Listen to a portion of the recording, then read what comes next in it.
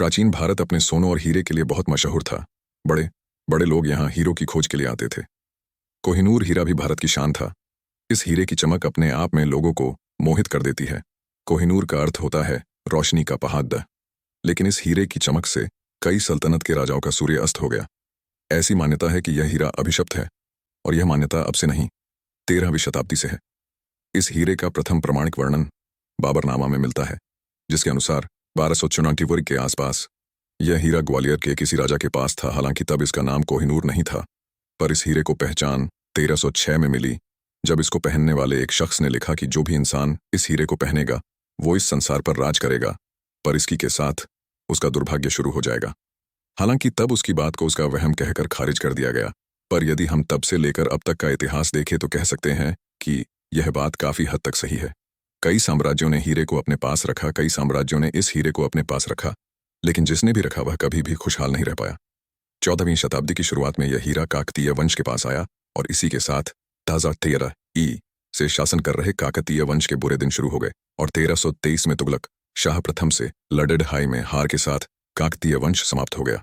काकतीय साम्राज्य के पतन के पश्चात यह हीरा 1325 से 1301 तक मोहम्मद बिन तुगलक के पास रहा, और 16वीं शताब्दी के मध्य तक यह विभिन्न मुगल सल्तनत के पास रहा, और सभी का अंत इतना बुरा हुआ जिसकी कल्पना भी नहीं की जा सकती थी। शाहजहां ने इस कोहिनूर हीरे को अपने मयूर सिंहासन में जड़वाया, लेकिन उनका आलीशान और बहुचर्चित शासन उनके बेटे औरंगजेब के हाथ चला गया।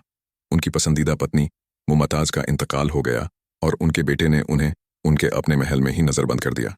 नादिर शाह ने दिया हीरे को नाम। 1729 में फारसी शासक नादिर शाह भारत आया, और उसने मुगल सल्तनत पर आक्रमण कर दिया।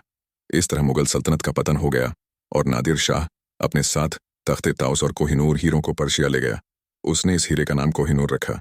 1700 में नादिर शाह की हत्या हो गई, और कोहिनूर हीरा अफगानिस्तान शहंशाह अहमद शाह दुर्रानी के पास पहुंच गया, और उनकी मौत के बाद उनके वंशज शाह शुजा दुर्रानी के पास पहुंचा।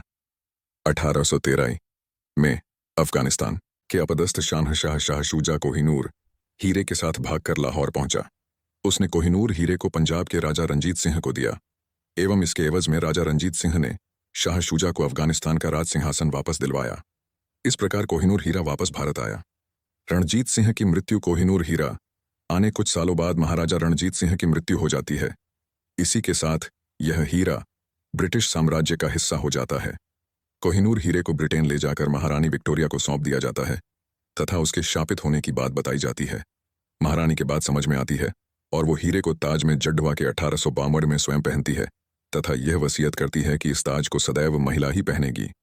यदि कोई पुरुष ब्रिटेन का राजा बनता है तो यह ताज उसकी जगह उसकी पत्नी पहनेगी।